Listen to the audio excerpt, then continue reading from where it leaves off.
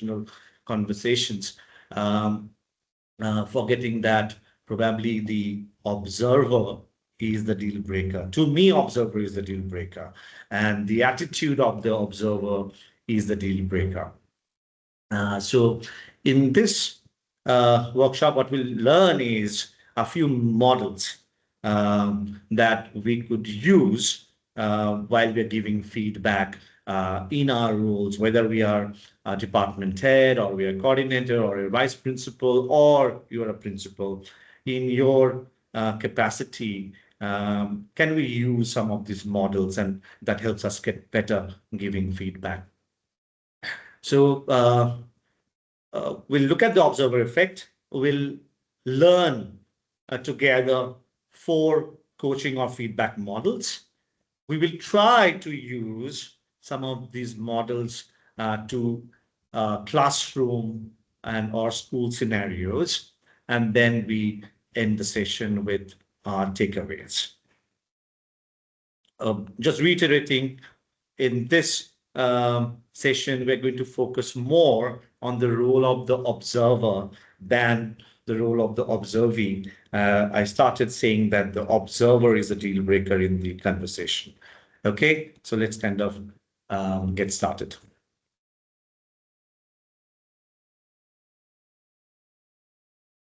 Yeah, great. So as I said, observer has more influence on teacher growth than any individual strategy. We'll learn about the models, we'll learn about the practices, and we keep learning all of them. But the attitude of the observer is the key. The who part of the observer is the key. And for any feedback to be impactful, it will have to be prepared. The observer needs to approach any conversation, but he needs to kind of be prepared for that kind of conversation. He needs to kind of go back to the drawing board and do a little bit of research around either the content or around the strategies. So the observer being prepared for any kind of conversation, observer doing a lot of self-study before he or she approaches any conversation is the key, according to me. And then when you're prepared as an observer, you've done a little bit of research around the content and the pedagogical strategies, then you enter into a dialogue. You have a dialogue that is two-way, and you also wear the hat of the observee. Observee is the person who is being observed. Remember, you were also an observee before you became the leader. You were still teaching. You were still a teacher. You really have to understand what you would have wanted from the observer. So being empathetic is very, very important.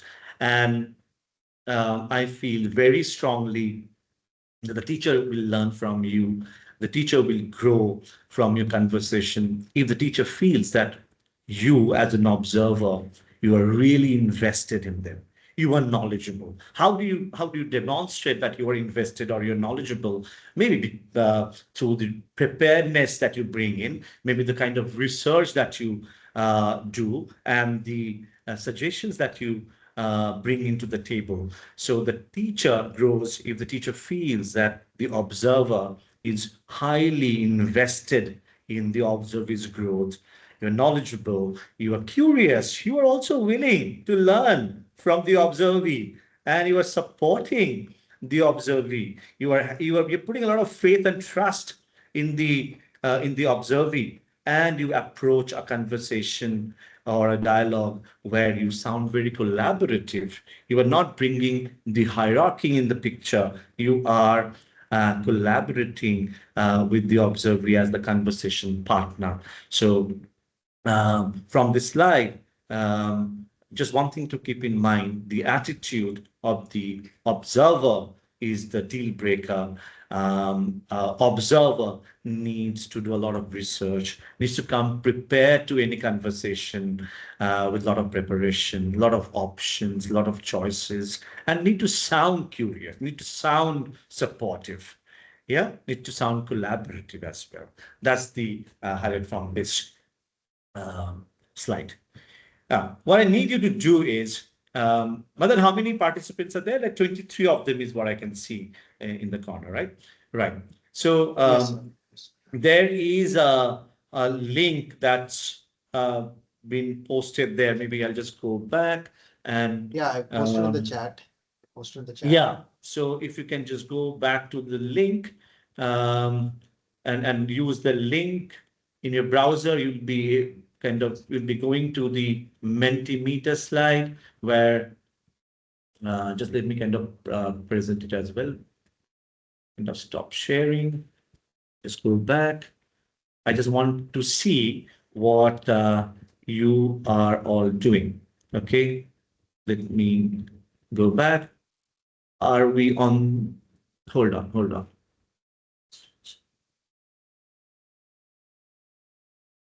Yeah.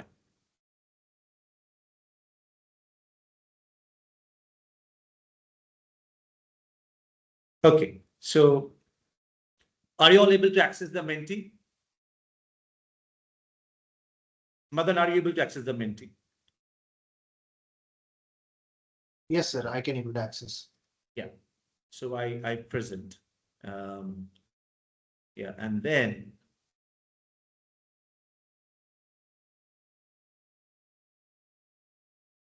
yeah, so you're able to kind of see, right? The first Yeah, I can able question. to view only. I can able to view only. So if the You're feedback able in to your school contribute had because a, I can see someone writing phrase there.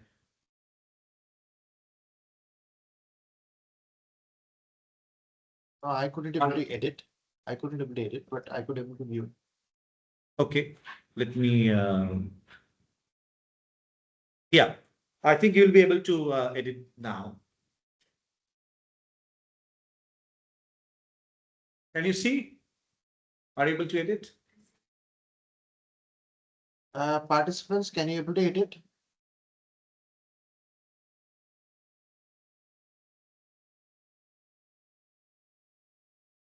No. Still I could able to only view. Okay, fine. So we can use the chat section maybe. Yeah. So participants, I want your responses around three questions. One of them is, the first one rather is, if feedback in your school had a weather forecast, what would that be? Will it be sunny, stormy, rainy, whatever you kind of want to kind of share with me. So what in your school, what would the weather forecast be when you hear the word feedback?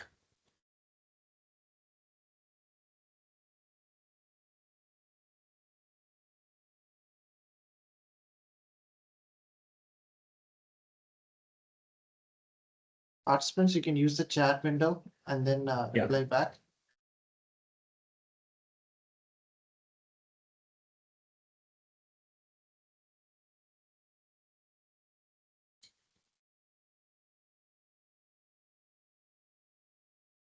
Are you able to use the chat? So if feedback that you have in your school or in your place had to be described through the weather forecast, what would that phrase or the word that you would use?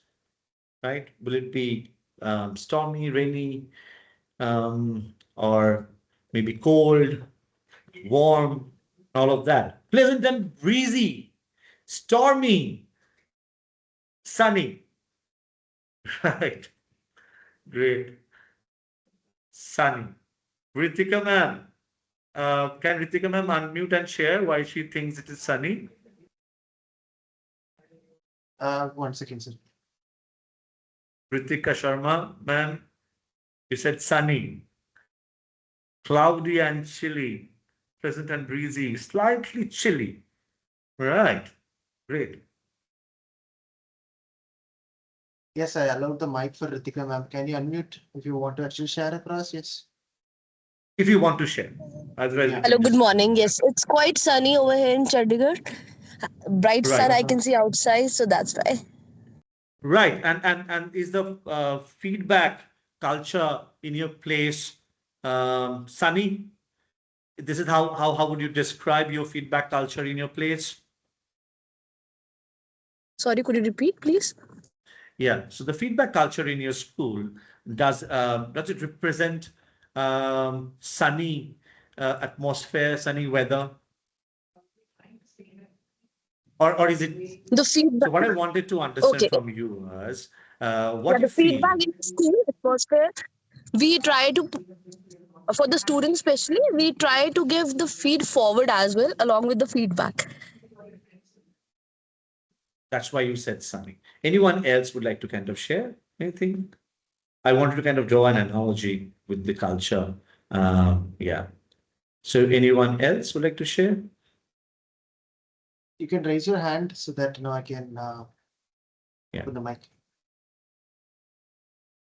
So if feedback in your school had a weather forecast, what would that forecast be?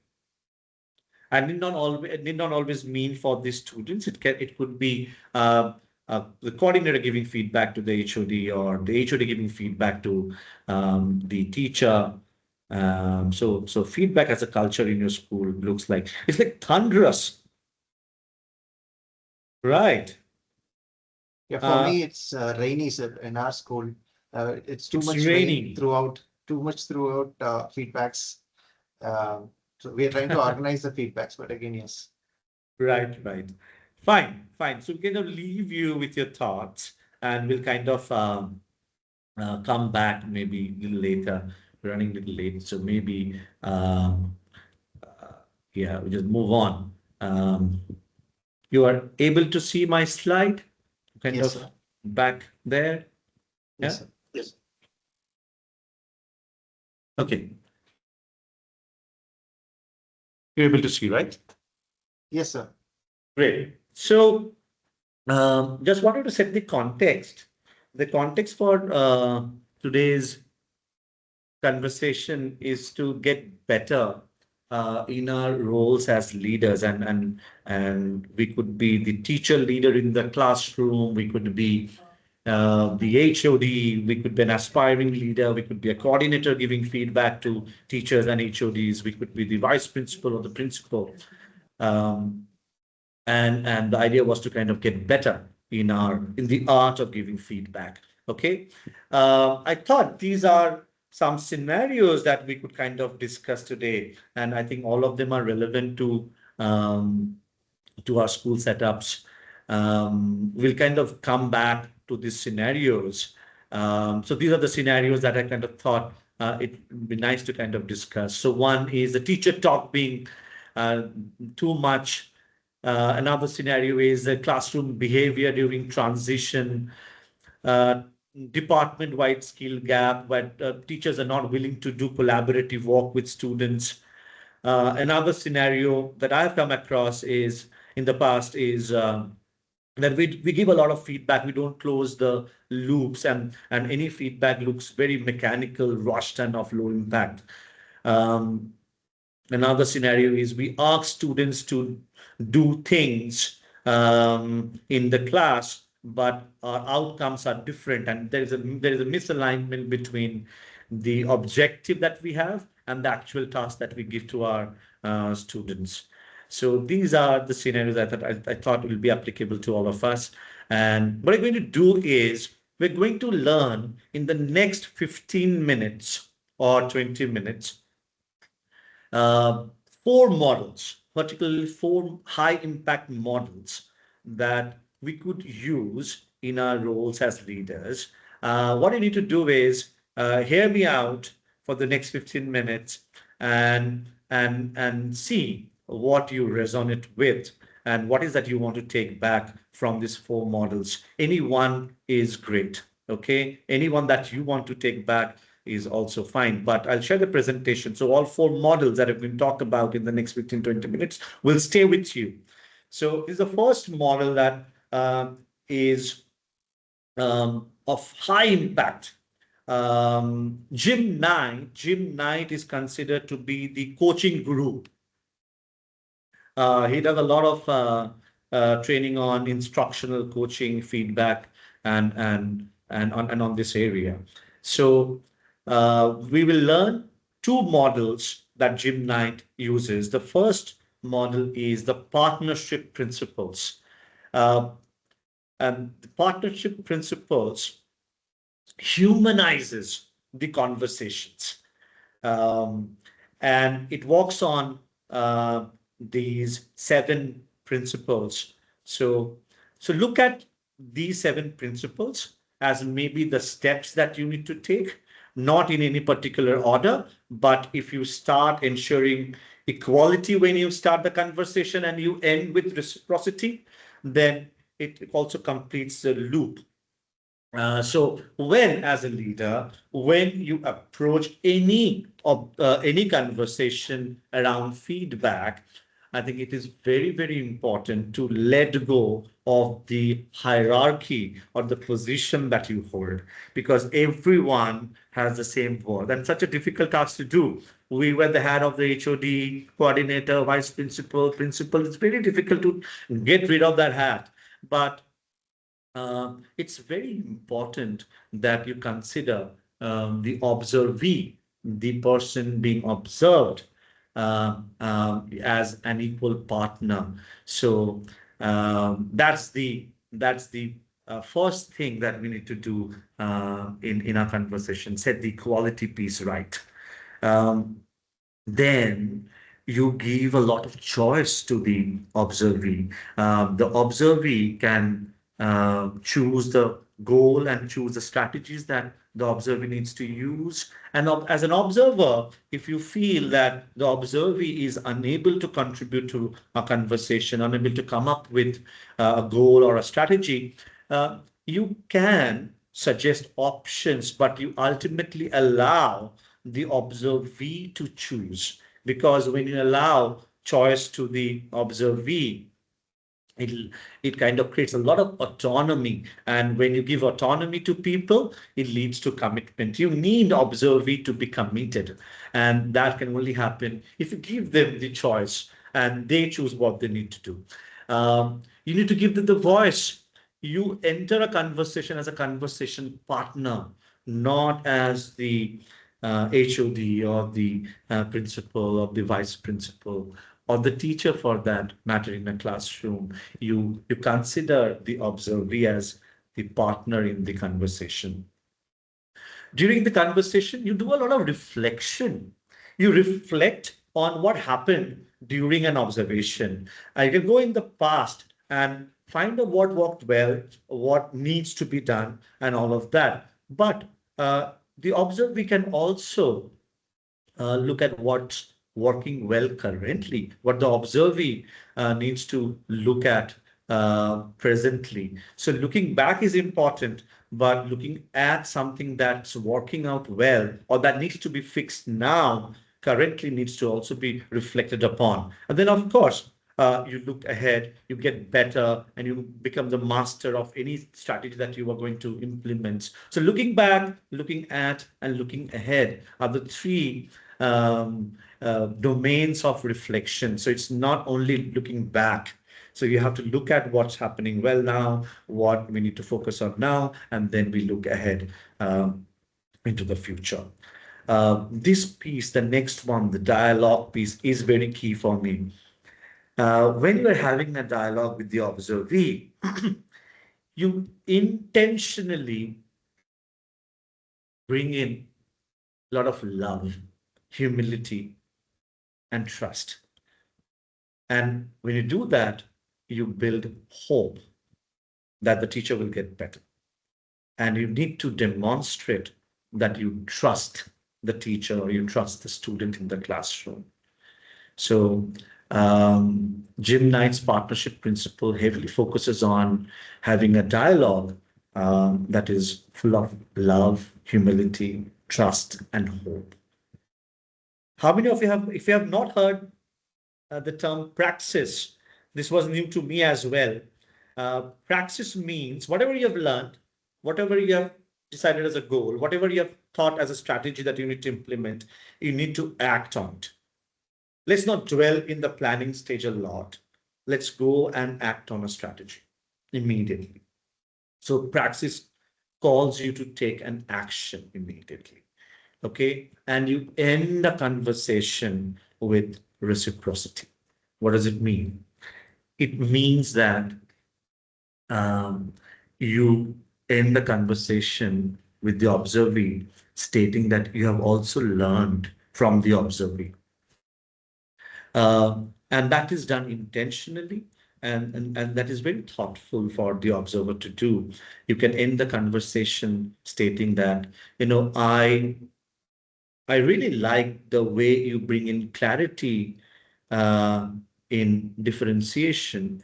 You are very clear that you want to differentiate instruction currently, and you want to get that piece right before you move to differentiating the assessment. I am learning from you, especially the clarity that you have brought into this discussion. So, ending with reciprocity is also very important. So these are the 7 principles, partnership principles that you could bring into a conversation while you're giving a feedback. So this is Jim Knight's partnership principles. The next model that you could use again is from Jim Knight, the coaching guru. And this is pretty simple. Again, the impact cycle. It has 3 stages. You identify, you learn, and then you improve. The identification stage is very important. You need to know what your GPS location. You need to know the reality before you start making changes, right? So how do you check your reality? You can take the video of your classroom, any particular thing that you wanted to capture in the video. If you are uncomfortable taking a video, you can evaluate student work. You can interview students. You can ask someone to come and observe you, or you could use a mix of all of that. But it's very important to do a reality check. So once the reality check is done, then you can work on a goal. So identifying goal will be the next step. And we have discussed in the past about SMART goals. I want you to also look at peers goals, setting goals as per this model. Peers goals are very powerful goals, easy goals, emotionally compelling goals, something that you really want to do as an observee, something that's reachable. If something is not reachable, then how do you measure the impact of it? And goals that are student focused. So next time when you set a goal, you look at the SMART aspect of goal setting, but you can also use this model. Okay. So once you have done the reality check, you have identified the area that you need to work on. Now you need to build a strategy. So once you co-create the strategy with the observer, here, I really want to kind of point out the role of the observer. As an observer, we have this overwhelming urge to give suggestions, to give solutions. If you have to ask me as an observer, should I jump into giving suggestions? The answer would be no. Don't jump into giving suggestions immediately. If you really have to do it, buy in time and then share suggestions very tentatively. Um, and you have to co-create these strategies together with the observee. Okay, so that's very difficult to do, but that's what we have to learn as an art, as an observee, sorry, as an observer and the coach addressing an observee. So once we have done the reality check, once you've decided the goal and built a strategy, then you create a checklist. But these are the things that I need to do as an observee going into class and kind of trying out a strategy. As an observer, probably you will be required to model a strategy or a practice.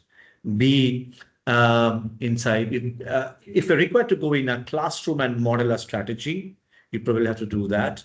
It could be done in the presence of the students. It could be done in the absence of the students. You could probably take the observee along with you to another teacher's class and see how that teacher is delivering that strategy. So you decide, but modeling could be required at the learning stage.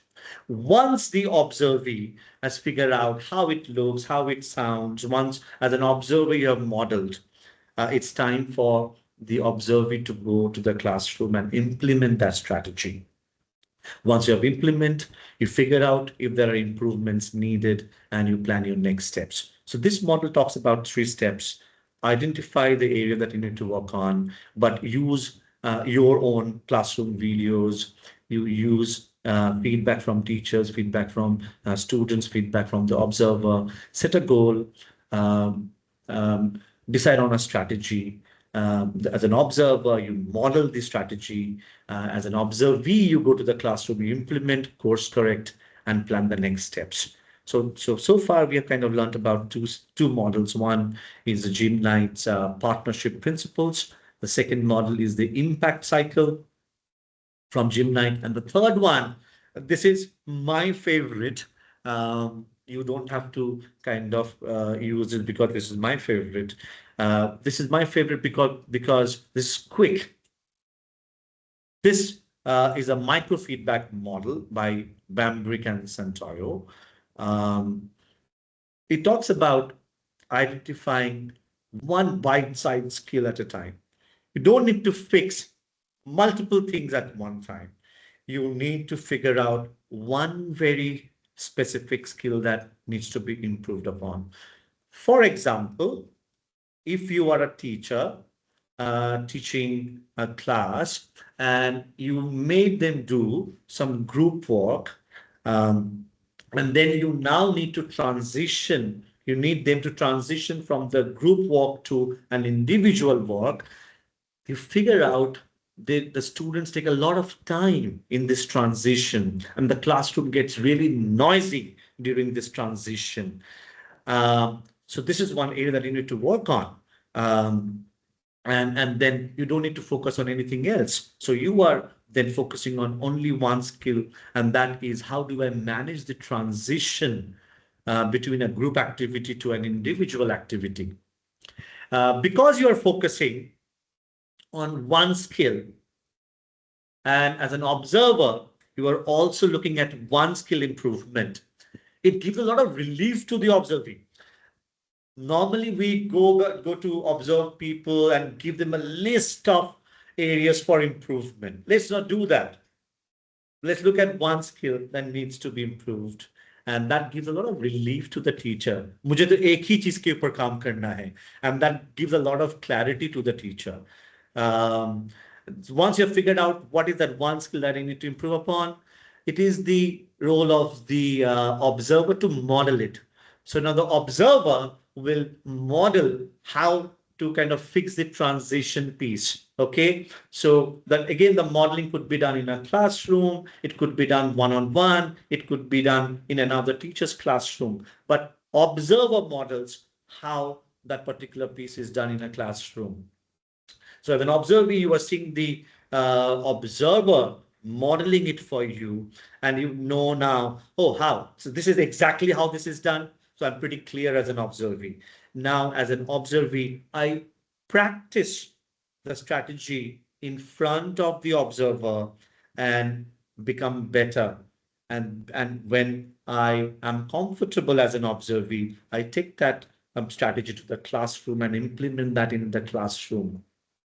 And the observer comes to the classroom and gives me feedback, and this feedback is followed up with another follow-up discussion, maybe in 48 to 72 hours time. This is quick, this is immediate, but the most important thing here is to look at one particular strategy or a skill set that as an observer you are looking at, and as an observer you are looking at. So remember, when you go to the classroom to observe again, you are only looking at the skill that you have both mutually agreed upon that we'll look at, okay, and not anything else. There could be a lot of distractions, but you decided to kind of look at one particular skill. That's what we have to kind of remember in this model. One bite-sized skill, role modeling by the observer, practice by the observee, implementation in the classroom, feedback, and then you get better. So this is the third model that we have kind of looked at. The fourth model is by Costa and Gamston on cognitive coaching. This is for teachers who are self-directed, those who can learn on their own. You don't need to give a lot of strategies to them. You don't need to kind of handhold them for long. What they need from you as an observer is a lot of questioning. So you need to ask a lot of questions to them, and they are good to kind of walk on their own. You need to kind of do a lot of paraphrasing in this model. You need to ask a lot of clarifying and probing questions. Um, the difference between a clarifying question and a probing question would be, say again, going back to the group work activity. Um, you can ask the teacher why the teacher grouped the students the way the teacher grouped the students. Suppose the teacher grouped a class of 25 students in groups of five, and the teacher had five groups with five members each in each group. So you can ask them why the teacher grouped the way the teacher grouped the students, just to kind of clarify uh, the reasons. And probing question would be to help the teacher to come out of the comfort zone and start thinking beyond. Probing question would be then, okay, if you were to change the group roles and see the impact of it on the outcomes, then you are making the teacher think, come out of the comfort zone and think if the teacher needs to change the rules and change the grouping, how will it impact the outcome and the participation in the classroom? So this model talks about asking a lot of questions and helping teachers to come up with their own strategies and all. So four models that we have kind of learned. Again, in an ideal scenario, it would have taken a lot of time to kind of go through all of this. But I wanted you to kind of have a glance of all the four and see if we can take back one with us today.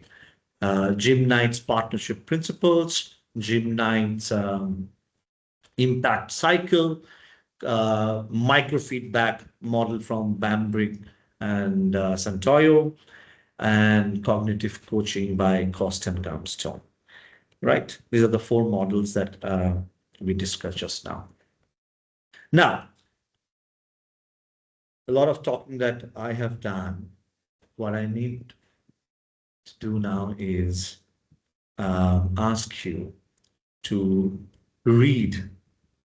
Madan, if you could share the Google Drive with them so that they have access to all the five scenarios, the PDFs. And Yes, what I would I want, yeah, mm, yeah, great. Have you shared it with them? yeah, I've shared it in the chat. I've shared it in the chat. I also shared Yeah, it in the Q&A yeah, discussion yeah. box. Participants, please see if you're able to access all the PDFs. And I want you all to kind of look at scenario one. Let's look at scenario one. In the next 10 to 12 minutes, what we're going to do is we're going to do self-reading.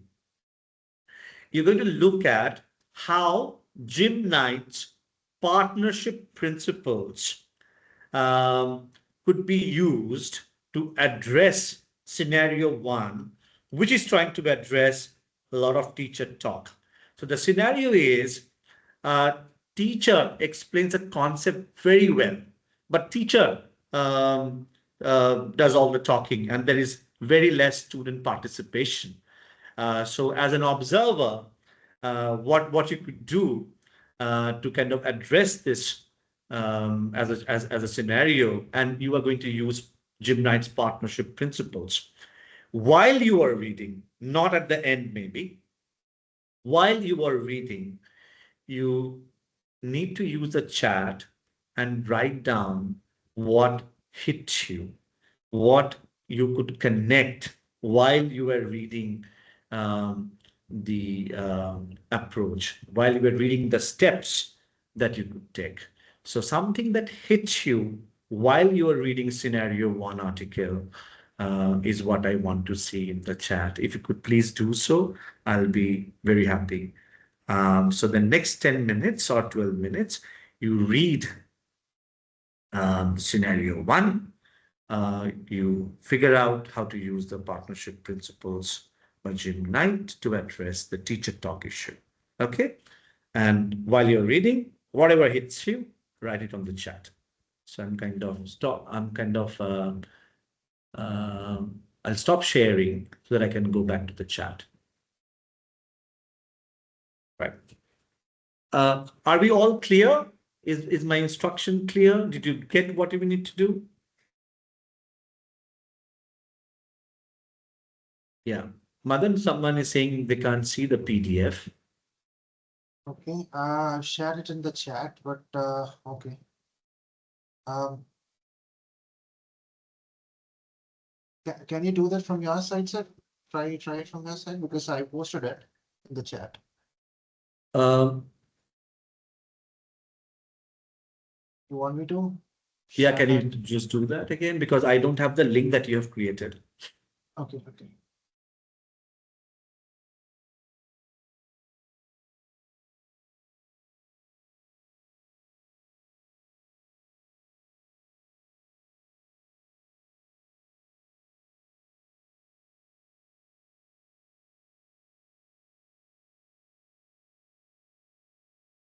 People, can you check the Q&A section whether it is there in the Q&A section? Can you please confirm in the chat window that it is available for you? Because I posted Yeah, in both so the okay, places. in the Q&A section, it is there, is what I can see. Yeah. Participants, please please check if you are able to access the scenarios.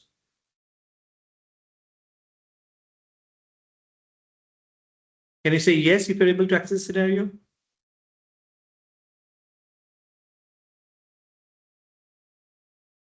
Okay, that's great. Thank you, Sujita ma'am. Yes. So we need to go to scenario one. I repeat my instruction again and see how you could use Jim Knight's partnership principles to address the issue. And while you are reading, write in the chat area something that hits you, something that you resonate with. And you have 10 to 12 minutes to do so. So take your time.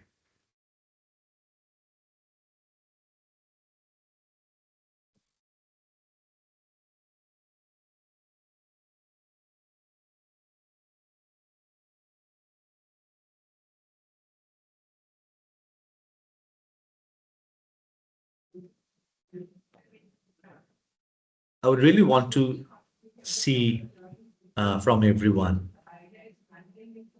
I would love to see what you're writing there so that I can take back something.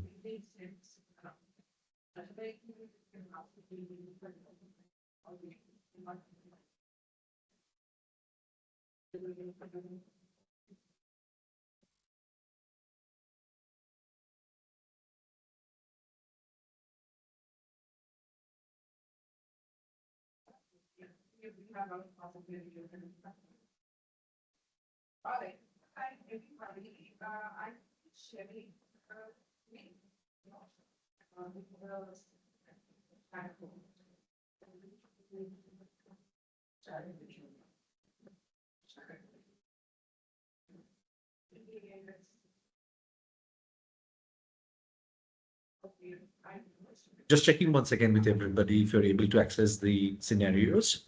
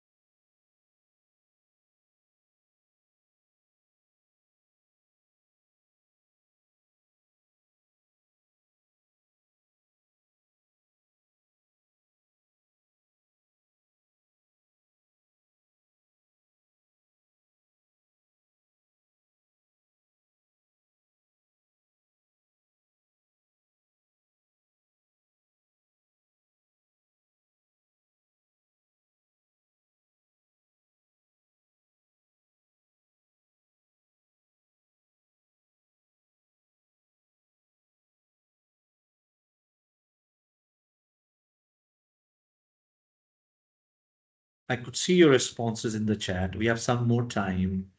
Um, Read this intentionally. Anything that uh, connects with you, you can kind of paraphrase it from the article. You can share your interpretation of what hit you.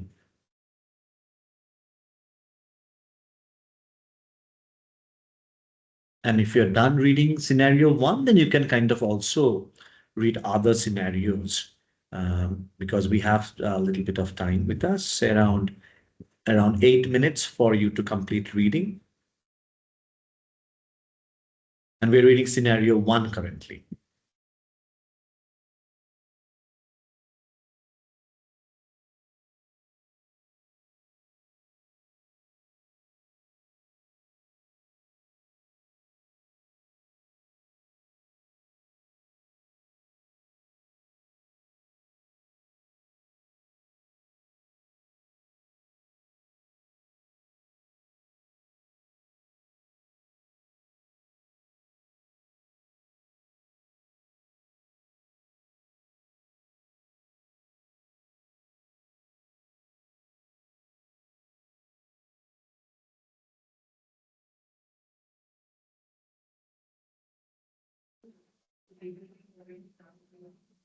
I would really appreciate responses from everyone in this uh, meeting. Yeah, I can already see a lot of responses there.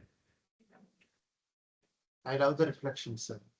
It's really nice the way they reflect. Mm. Team, can you please reflect on your reading? Read Yeah. scenario one, scenario two. What's your finish of scenario one?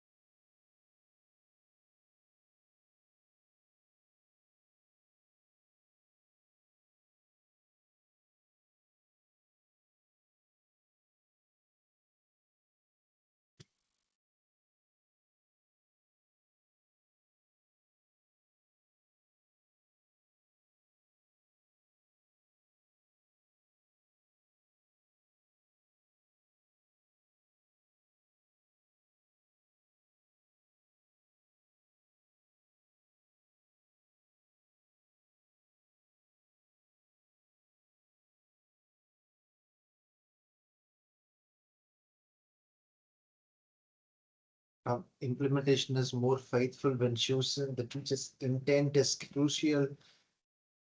Yeah. Nice So feedback, yes. we'll kind of go through them in a while, and maybe we'll ask someone to kind of unmute and share. I love this. I love some of this that you're writing there. I want all of you to be courageous um, in sharing your thoughts. Will not judge you, as we have learned today. We are conversation partners, even in this meeting. So just be courageous in sharing your thoughts. Yeah, mic is also enabled. Uh, if anybody Yeah, wishes to share, maybe in 2 minutes we'll open up yes, people. I mean, for people to kind of share their thoughts. Okay. yeah, yeah.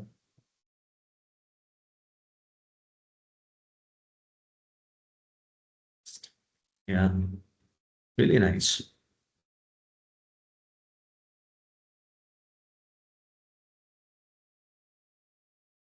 Okay, just checking. Have you done reading scenario one? If you have done reading, just say yes, done reading.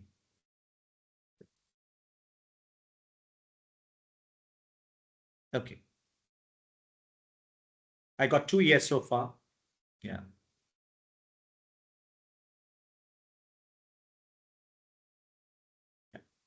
If you're done reading scenario one, please say yes.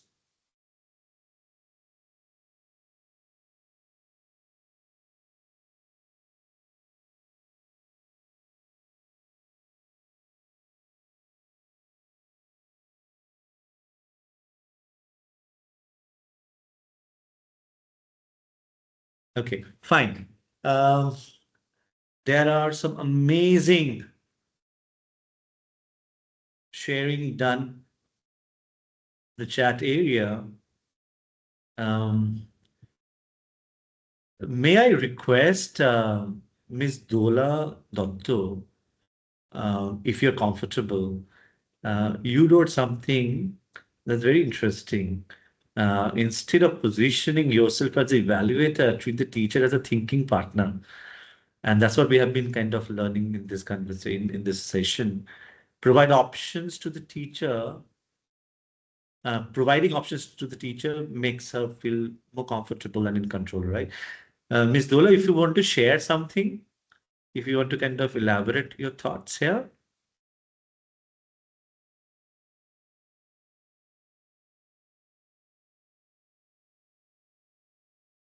Ms. Dola, are you here? Are you able to hear me? Is your mic on? You can unmute Dora, ma'am.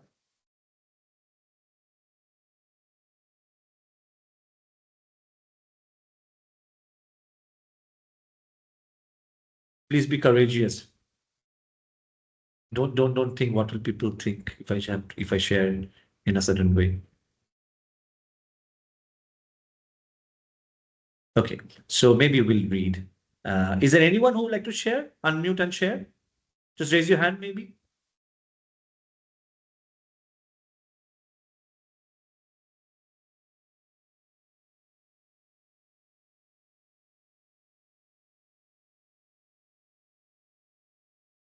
Okay, she's unable to unmute her mic.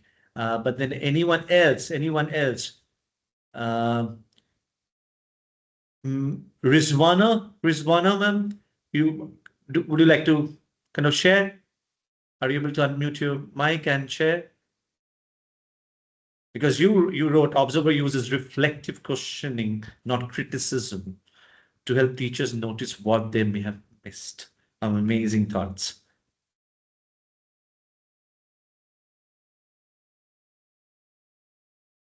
Vrinda, ma'am, is kind of writing the teacher owns the change.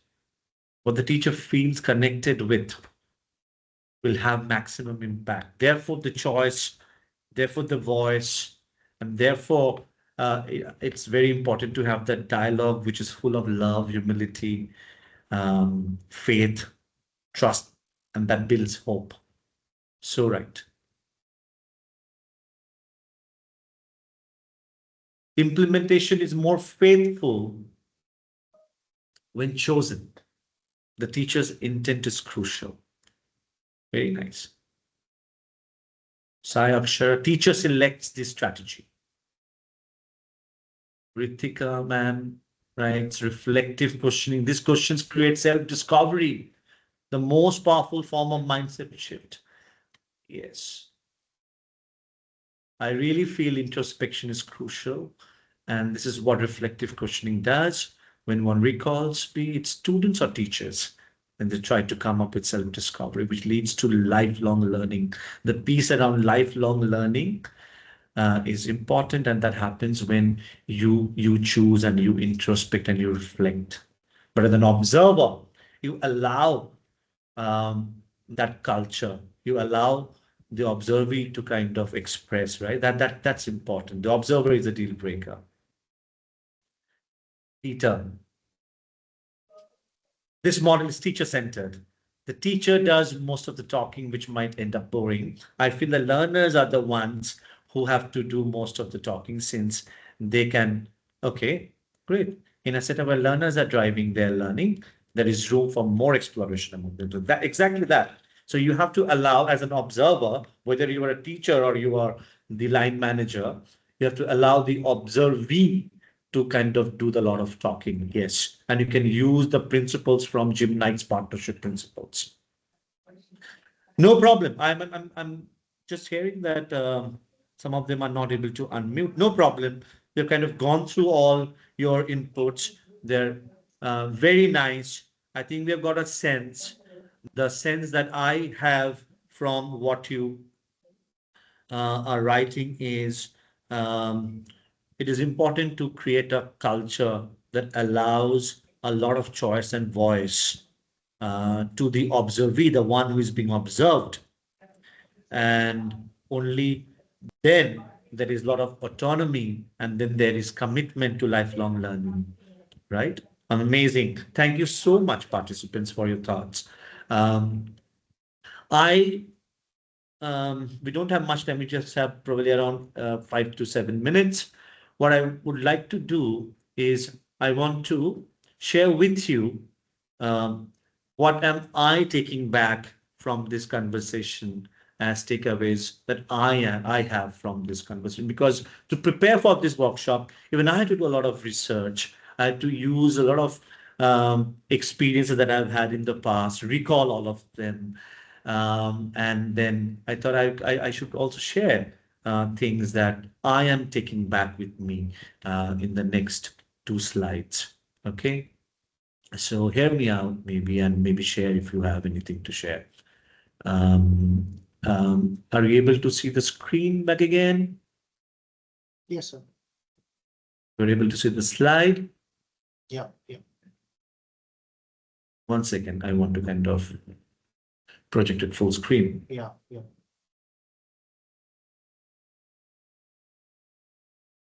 It's full screen now, right? Yes. So what am I taking back?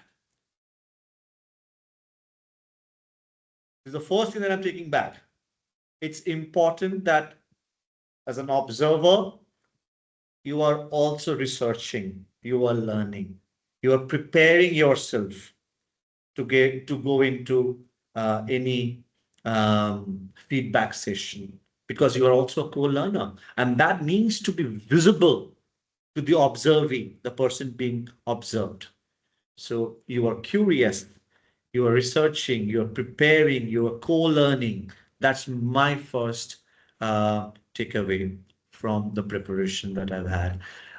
Sometime we need not create a list of items, a list of areas of improvement.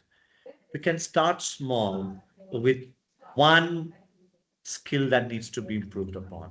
So start small. Starting small is very important rather than putting up a list which becomes overwhelming for the teacher or for the person you are observing or you are line managing.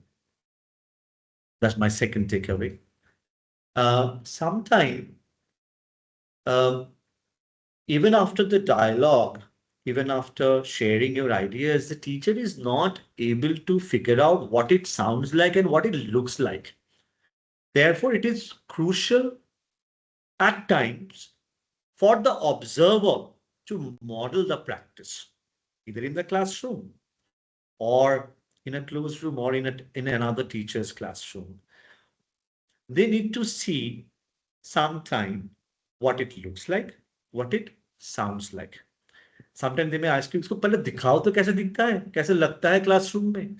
So come and co-teach with me and see this how this particular skill would look like in the classroom. So modeling at times becomes very crucial for some teachers.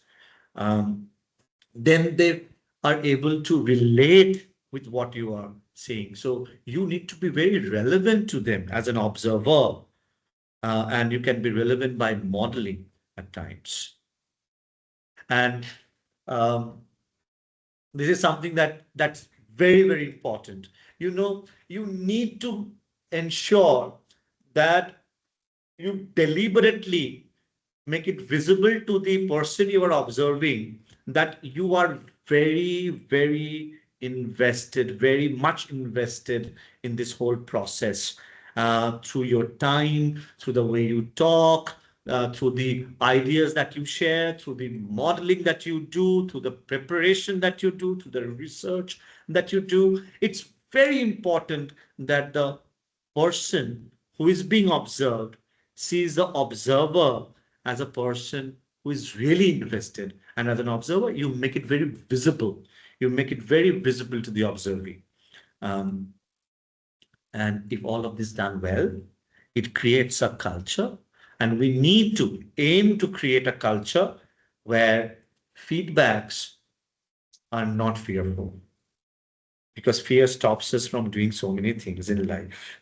We don't want our teachers to be fearful. We don't want our kids in the classroom to be fearful. And all of this are to be seen as developmental nature. And let us all aim to create a culture through dialogue, through reciprocity, through choice and voice, through ensuring quality, through modeling, that we create a culture where feedbacks are seen as something developmental and not fearful. Rather, these are fearless conversations. Only then the teacher grows.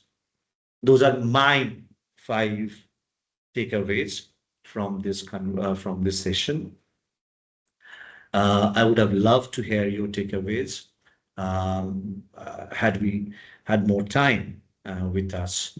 And then if I have to leave all of you with one thought, that's from my heart to yours, what would that be?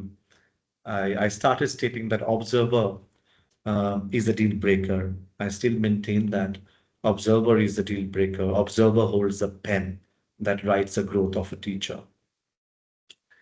I'll just read it out from there. I wrote that teachers don't grow because we point out gaps. The thing is not to point out gaps. They grow because we as observers notice them deeply. You know, I'm a sports person also. What happened with Sachin Tendulkar, I'm sure we all relate with Sachin Tendulkar.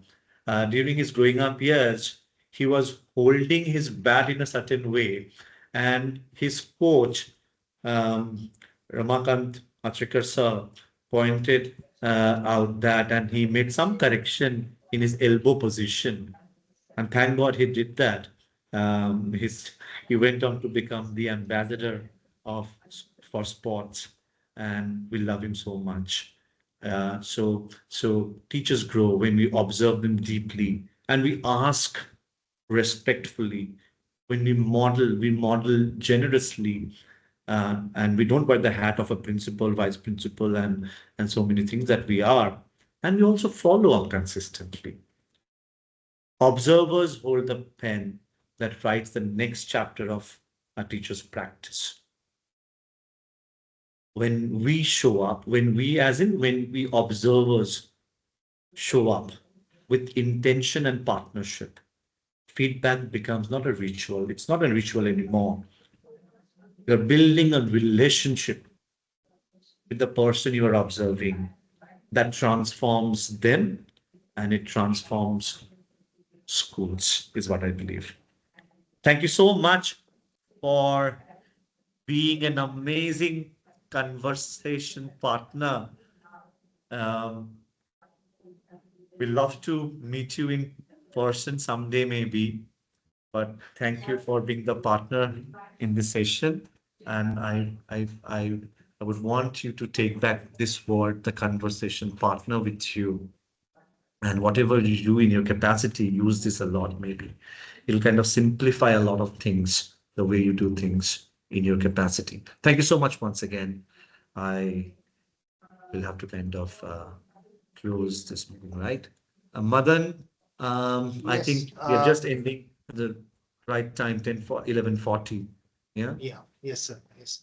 I've shared participants have shared the feedback form with you in the chat and as well as in the discussion Q&A section.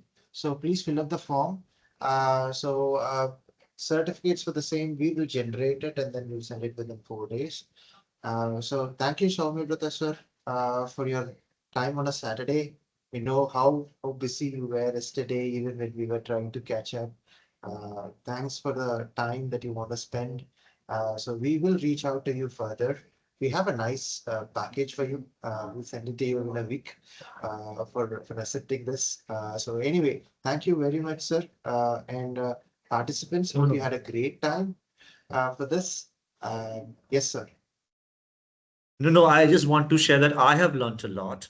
I hope we are taking back something, at least one model that we could use as an observer with us and use it. And also, Mother, can they reach out to me if they want to kind of share their thoughts? And I'm just writing my email ID in the chat area, my personal one, so that you can reach out to me in case you need to ask me anything, in case you need to share anything with me. That's my personal email ID. Please feel free to ask and get in touch with me. I'll be Yes. very obliged and humbled if I uh, see an email in my inbox from any one of you. Thank you so much. I wish you all the Thank you, sir. best. Thank you so much, sir. Team, we've shared even our email address to you. So if there is any questions, you can always drop us a mail too. So thank you very much for joining in. The other sessions are on pipeline. So you can log off from here and then we can start with the other meetings. Thank you very much. Hope to catch up with you soon in the next meeting. Thank you.